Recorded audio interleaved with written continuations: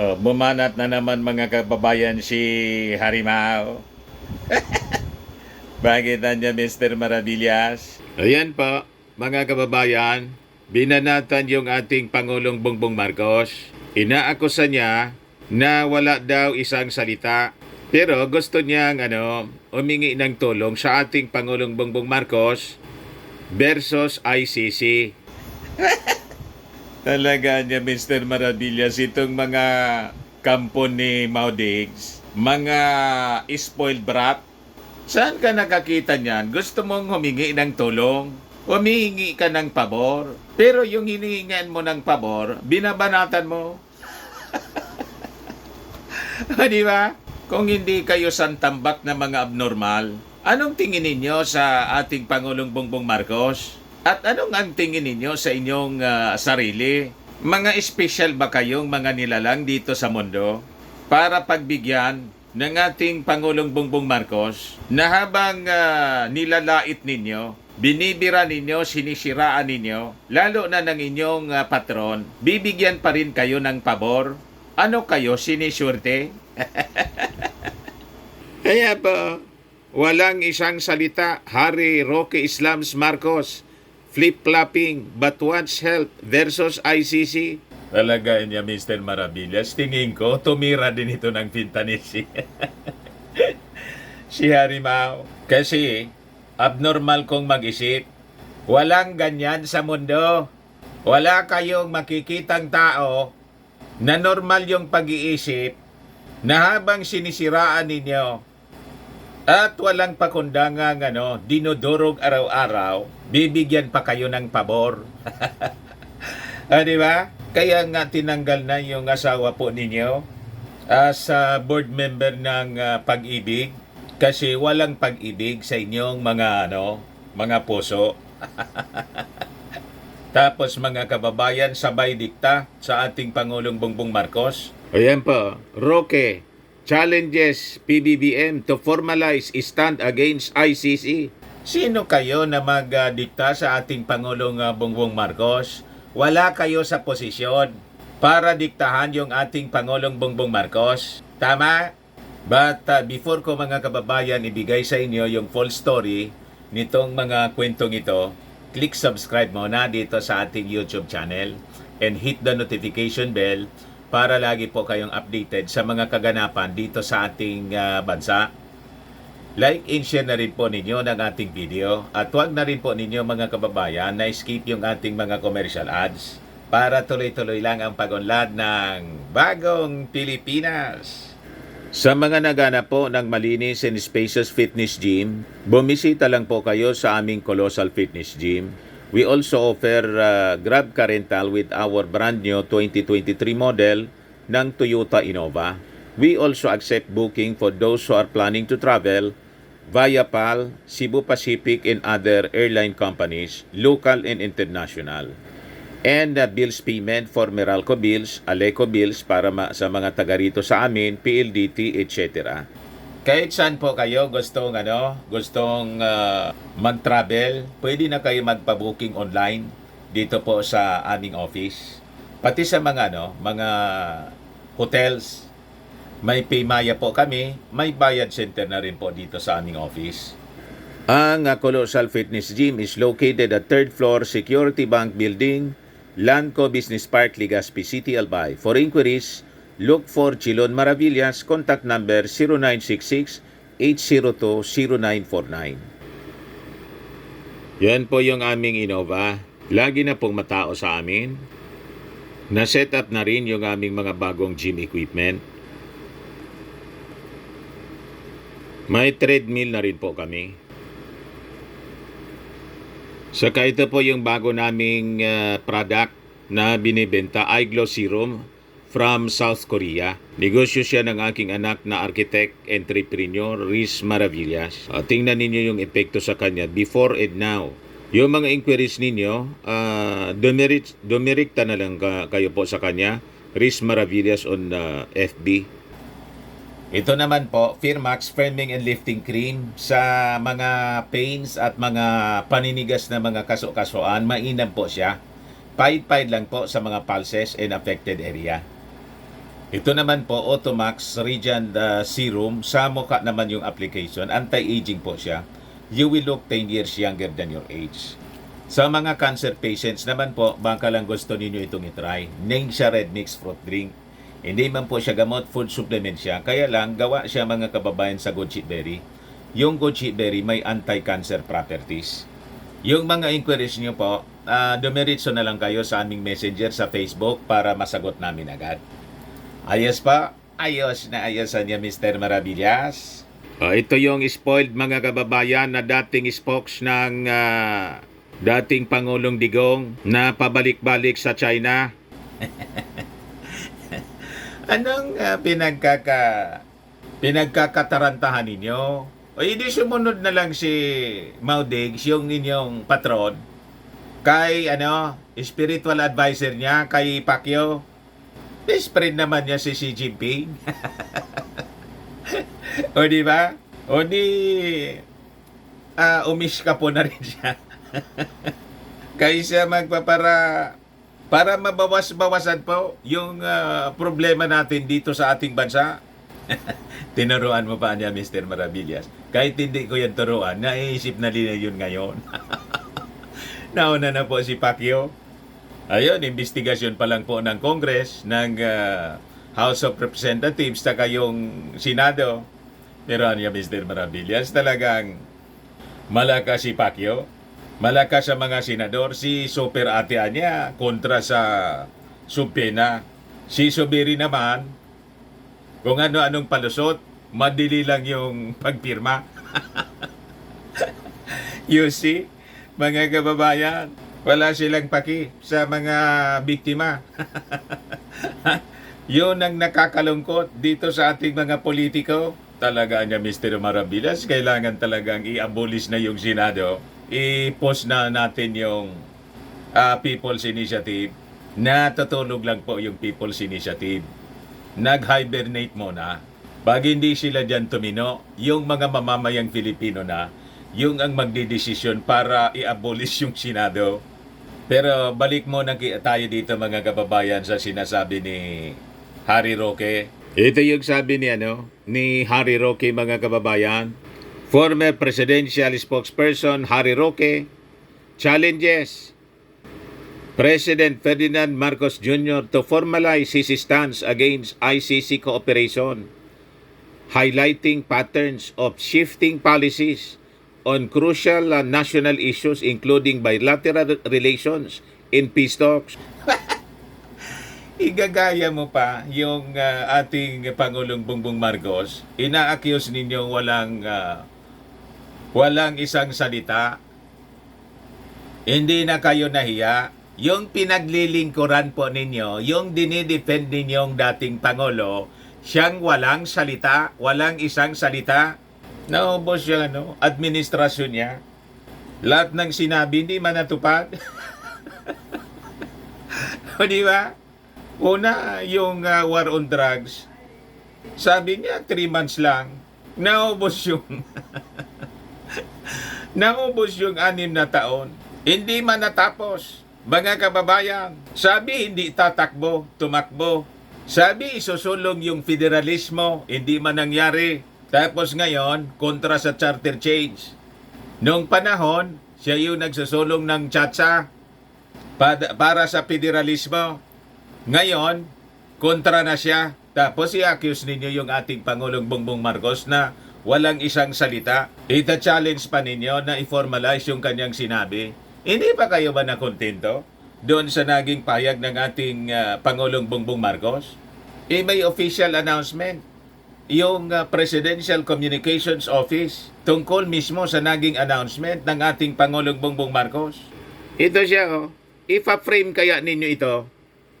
Kailan ba to? January 23, 2024. Sabi rito, PBBM reiterates ICC has no jurisdiction over Philippines won't cooperate in its investigation.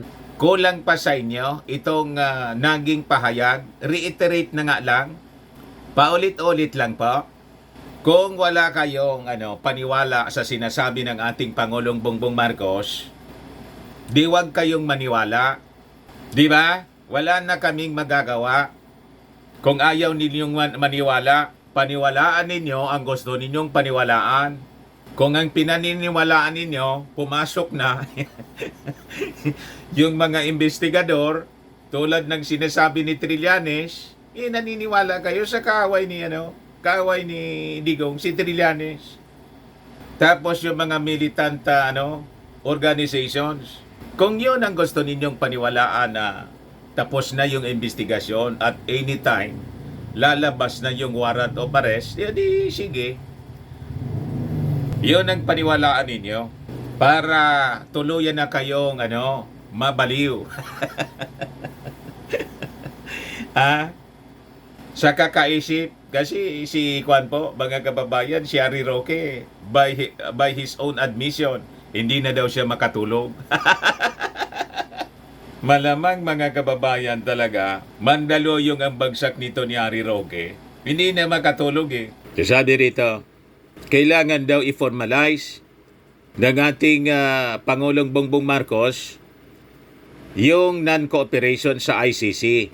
Citing concerns over national sovereignty, ginawa na po. Ano pang gustong mangyari ninyo? Unang-una, hindi naman tayo member.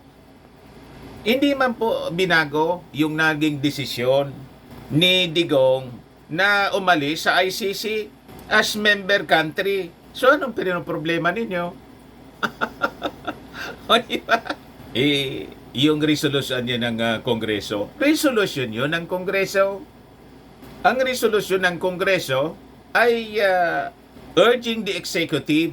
Wala mang aksyon doon sa resolution ng Kongreso yung ating Pangulong Bongbong Marcos. Hindi ba malinaw yon? Ito yung sabi ng ating Pangulong Bongbong Marcos. Let me say this for the 100th time. I do not recognize the jurisdiction of ICC in the Philippines. Kita ninyo, Harimaw? Pang 100 times na nga. Ilan pang times ang kailangan ninyo? Gusto pa ninyong gawing 1,000 times? Ano yan?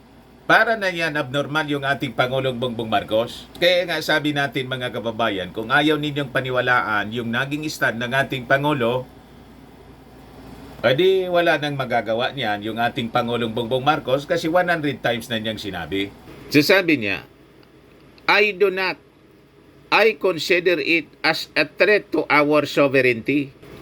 The Philippine government will not lift a finger to help any investigation that the ICC conducts. However, as an ordinary people, they can come and visit the Philippines, pero hindi kami tutulong sa kanila. In fact, binabantayan namin sila, making sure that that they do not come into contact with any agency of the government. Pwede silang pumasok as an ordinary citizen kasi wala mang pagbabawal sa kanila to come as an ordinary citizen. Yun na niya, Mr. Maravillas, yung kinatatakot ng mga Duterte. Kasi malamang nagtanong-tanong na, pwede silang magtanong-tanong. Pero yung makukuha nilang information sa pagtanong-tanong, hindi man yun official po. Kasi walang recognition yung ating gobyerno. Para naman hindi abogado siya, si Atty. Roque, kala ko ba international lawyer ka? So kung ano man makukuha nilang information, mga hearsay lang yon. Hindi yun i-recognize ng ating gobyerno kasi nga di man tayo member. Pero anya Mr. Maravillas, kasi yung investigasyon, yung member pa tayo. Wala na tayong magagawa doon. Kasi hindi pa naman presidente noon yung ating Pangulong Bongbong Marcos. Di ba? At yung magdidesisyon yan sila, yung sa ICC. Ang maganda niyan kasi, international lawyer ka naman, Atty. Harry Roque. Sabi nga ng ating mga mamamayang Filipino, kung wala man kayong kasalanan, harapin yung Yung mga Marcos nga, tinadtad ng mga kaso, local at international, pati sa New York, kinasuhan, hinarap ni Mrs. Marcos. Never na nagtago yung mga Marcoses. At wala tayong narinig sa kanilang reklamo na tulad ninyo. At pagiging paranoid. Never na humingi ng tulong kasi yung nakaupo, kalaban. Lahat anti-Marcos. Sinorvive nga yon ng mga Marcoses. Kayo pa na mga Duterte, matatapang. Yung mga Marcos, lalo na yung ating Pangulong BBM, sabi ninyo, sabi mismo ng inyong patron, weak leader. So bakit parang ang nangyayari ngayon, lumalabas, kayo yung weak leader? Tapos may pa-conference pa kayo na I think may activity ngang pinaplano kayo. Maisog rally, 'di ba? Sa Cebu yata may maisog rally. Ang ibig sabihin ng maisog, matapang. Labas ninyo, pinapakita ninyo, hindi man matapang leaders, matalaw. Ano niya, Mr. Maravillas, ang ibig sabihin ng matalaw? Yung matalaw po, yung takot. Kabaliktaran ng matapang. Sa English po, coward of the country. Di ba may kantang ganyan? Yung sabi ng ating Pangulong Bongbong, and if the ICC is contacting agencies of government such as police personnel and local governments, Marcos said he directed not to cooperate with the representative of the international body. Huwag ninyong sasagutin. Yon ang sagot natin, that we don't recognize your jurisdiction. Therefore, we will not assist in any way, shape, or form any of the investigations ICC is doing here in the Philippines. So ano yung pinoproblema po ninyo, Attorney Harry Roque? O baka naman ginagamit ninyo itong issue para lagi kayong pinag-uusapan kasi gusto ninyong tumakbo for senator uli? Tumakbo kayo for senator, sigurado kaming hindi namin kayo iboboto. Tulad ng dati, hindi namin kayo ibinoto. Sabi ni Harry Roque, kailangan daw na ilagay sa sulat, to put into writing his vow not to cooperate with the International Criminal Court, but lambasted the chief executive for failing to keep his word on certain issues. Fake news naman po kayo. Mga baliktad yung sinasabi ninyo. Ang hindi marunong magtupad sa kanyang salita na hindi mo na matandaan kung ilang beses niyang ginawa, yung patron po ninyong si Maudigs. Walang halaga sa kanya yung salita, hindi yung ating Pangulong Bongbong Marcos. Yun mismo yung kanyang campaign slogan, may prinsipyo, may isang salita. Bagong Pilipinas, bagong mukha, may prinsipyo, may isang salita. Yon ang ating Pangulong Bongbong Marcos. Huwag na ninyong itulad sa inyong amo. Yang sinasabi ninyo na walang isang salita, yon yung inyong amo. Kasi ang hilig niya sa double talk, simula't simula, sabi niya, wala siyang ambisyon na magpangulo. In his February 17 column for the Philippine Star, Roque accused Marcos of having a penchant for changing tune on several national issues but claimed he did not wish to insult the President. Yung mga sinasabi po ninyo sa column ninyo, baseless. Yang sinasabi ninyo na having a penchant for changing tune, yan mismo yung amo ninyo. O di ba? Never sa ating Pangulong Bongbong Marcos, ilig ninyong mag-akusa. Kayo yung guilty sa ganyang mga pag-uugali. Lahat kayo, pati si Inday ganon. Sabi ayaw niya, okay lang yung tanggalan ng confidential funds. Pagkatapos galit. O di ba? The issue anya has nothing to do with makismo. It has everything to do with preserving our national sovereignty from foreign intrusion. Wala kayong karapatan magsalita ng ganyan na it has to do with preserving our national sovereignty kasi kayo mismo, yung administrasyon ng amo ninyo, failed sa depensa ng ating sovereignty sa West Philippine Sea. Pinabayaan ninyo. Pinabayaan ng amo ninyo. Ayaw ngang i-recognize yung unclosed decision. Pagkatapos sinabi pang pwede na inyong gawin niya na province kami rito. O di ba? Sabihin niyo yan sa pagmumuka ng amo ninyo. Huwag sa ating Pangulong Bongbong Marcos na naninindigan sa sovereignty ng ating bansa.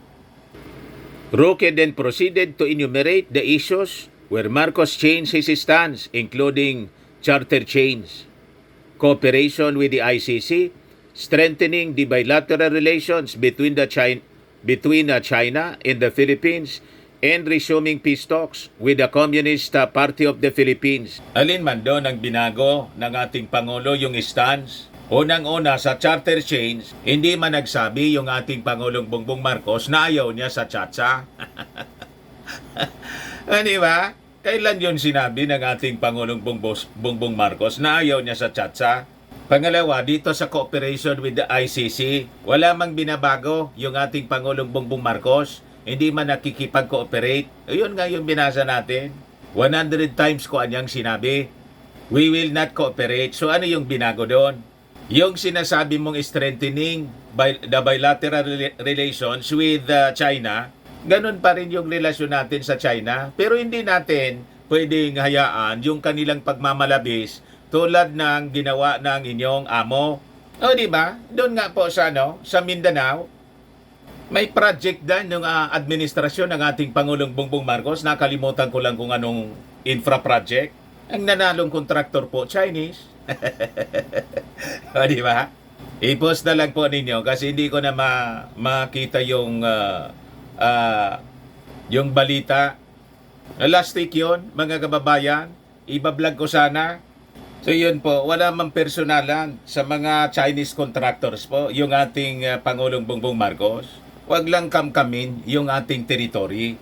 You see, kahit nga yung lagi tayong inaaway kung anong pinagsasalita sa atin, yung ambassador, pinalayas ba ng ating Pangulong Bongbong Marcos? Di ba hindi? Minimaintain niya yung relasyon. Ayaw niyang lumala. Pero hindi nangangahulugan na pababayaan natin yung pagmamalabis ng mga Chinese sa atin.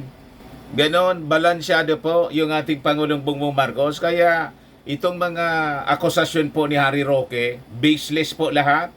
Tapos ito pong peace talks with the Communist Party of the Philippines. Wala mang sinabi yung ating Pangulong Bongbong Marcos na hindi na makikipag-usap. May sinabi pang ganon. Ang gustong mangyari ng ating Pangulong Bongbong Marcos, maging maayos ang lahat. Yung gustong sumuko sa mga communist, di sumuko sila. Yung lumalaban sa gobyerno through arms, tuloy yung operations ng ating armed forces against the Communist Party of the Philippines armed group, yung mga NPA. So anong pinagpuputok ng butsi ninyo? Sabi po ni Roque sa kanyang column, on the issue niya of the ICC, Roque said, it only took Marcos 9 months to backtrack on his previous statement that the Philippine government will not cooperate with the tribunal in its investigation on the alleged human rights abuses committed during the Duterte administration's bloody drug war. Fake news. Binasa pa lang natin yung statement ng ating Pangulong Bongbong. Indeed, the sudden change in the policy direction of this administration is disconcerting. The decision has become controversial too, since former President Rodrigo Duterte and Vice President Sara Duterte have been named respondents in the drug war case. Roque said an executive order formalizing Marcos' vow not to cooperate with the ICC will show his sincerity. Tinuturuan pa ninyo yung ating Pangulong Bongbong Marcos sa dapat na gawin. Sino kayo na magmando sa ating Pangulong Bongbong Marcos? Di ba? Harapin ninyo yung problema ninyo na kayo man lang ang may gawa. Ayan man lang po, mga kababayan, huwag kayong naniniwala doon. Pasikat lang po siya, daldal ng daldal. Kasi po, 1 year na lang, eleksyon na. Kailangan laging litaw yung kanyang pangalan. Ang akala niya, sa pagpasikat niya mga kababayan, magugustuhan siya ng mga mamamayang Pilipino. Lalo po kayong isusumpa. Walang magsiseryoso sa inyo. Kasi lahat ng mga sinasabi ninyo po, walang base. Ayan man lang po mga kababayan. Ako po si Dante Maravillas. Bye-bye. God bless.